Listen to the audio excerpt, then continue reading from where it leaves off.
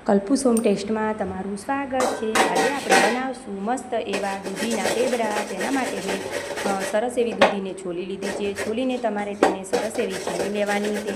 વાતનું તમારે ધ્યાન રાખવાનું કે દૂધી તમારે સરસ એવી છીણી લેવાની, તો જ તમારા ઢેબરા સરસ એવા બનીને રેડી થશે। મેં દૂધીને સરસ એવી છીણીને રેડી કરી લીધી છે। પછી આપણે લોટ બાંધીને રેડી કરીશું। તેના માટે એક મોટો વાટકો ભરાય તેટલો મેં મકાઈનો લોટ લઈ લીધો છે। તેને સરસ એવું આ રીતે ચાળી લઈશું। પછી તેમાં અડધી ચમચી અથાણાનો જે મસાલો આવે છે તે નાખી દઈશું, લીલા ધાણા નાખી દઈશું અને અડધી ચમચી અજમાને હાથથી ક્રશ કરીને નાખી દઈશું।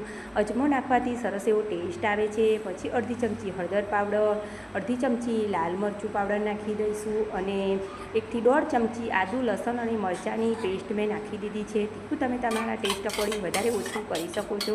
પછી એક વાટકી ભરાય તેટલું મેં એકદમ ખાટું દહીં લઈ લીધું છે। દહીં તમારે હંમેશા ખાટું લેવાનું, તેથી ઢેબરાનો ટેસ્ટ ખૂબ સરસ એવો આવે।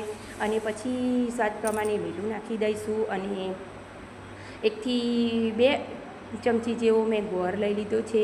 ગળ્યું પણ તમે તમારા ટેસ્ટ અકોર્ડિંગ નાખી શકો છો। પછી સરસ એવું આ રીતે હાથથી મસળતા જઈશું અને લોટને સરસ એવો મિક્સ કરી લઈશું। સરસ એવું આપણું મિશ્રણ મિક્સ થઈ જાય પછી તેમાં થોડું થોડું પાણી નાખી દઈશું અને થોડું થોડું પાણી નાખતા જઈને આપણે લોટને સરસ એવો બાંધીને રેડી કરી લઈશું। તમે જોઈ શકો છો આ રીતે તમારે લોટને મસળતા જવાનું અને સરસ એવો બાંધીને રેડી કરી લેવાનો। પછી તેને ઢાંકીને 2 કલાક માટે રેસ્ટ આપવાનો। રેસ્ટ આપવો જરૂરી છે। રેસ્ટ આપશો તો તમારા ઢેબરા મસ્ત સોફ્ટ એવા બનીને રેડી થશે। તમે જોઈ શકો છો રેસ્ટ આપ્યા પછી આપણો લોટ સરસ એવો સેટ થઈ ગયો છે। પછી આ રીતે હાથમાં એક લુવો લઈ લઈશું અને મીડિયમ સાઇઝના આપણા હાથેથી થેપીને આ રીતે ઢેબરા બનાવીને રેડી કરી લઈશું। તમારે આ રીતે મીડિયમ સાઇઝના ઢેબરા બનાવીને રેડી કરી લેવાના। તમારે બહુ જાડા ઢેબરા નહીં બનાવવાના, સરસ એવા મીડિયમ સાઇઝના ઢેબરા બનાવીને રેડી કરી લેવાના। આ ઢેબરાને તમે 2 દિવસ સુધી ખાઈ શકો છો અને કંઈ પણ સફરમાં જવાનું હોય તો તેને બનાવીને તમે લઈ જઈ શકો છો અને ચા જોડે તો આ ઢેબરાનો ટેસ્ટ ખૂબ અલગ જ આવે છે। મેં બધા ઢેબરા બનાવીને રેડી કરી લીધા છે, તમે જોઈ શકો છો। પછી ઉપરથી આપણે થોડા એવા સફેદ તલ લગાવી દઈશું। આ રીતે ઉપરથી તલ લગાવવાથી ઢેબરા સરસ એવા દેખાય છે। જ્યારે તમે ઢેબરાને તળશો ત્યારે તેનો દેખાવ ખૂબ સરસ એવો લાગશે અને તમારે ઢેબરા ખાવાનું મન થઈ જાય તેવા તમારા ઢેબરા બનીને રેડી થશે। મેં બધા ઢેબરા પર સરસ એવું તલ લગાવી લીધા છે અને પછી તેલ પણ મેં ગરમ કરવા માટે મૂકી દીધું હતું। તેલ પણ મારું સરસ એવું ગરમ થઈ ગયું છે। પછી એક એક કરીને બધા ઢેબરાને આ રીતે નાખતા જઈશું। એકવારમાં જેટલા ઢેબરા તમારે આવે તેટલા નાખી દેવાના અને સરસ એવા તેને મીડિયમ ગેસની ફ્લેમ પર તમારે સરસ ગોલ્ડન બ્રાઉન થાય ત્યાં સુધી તળી લેવાના।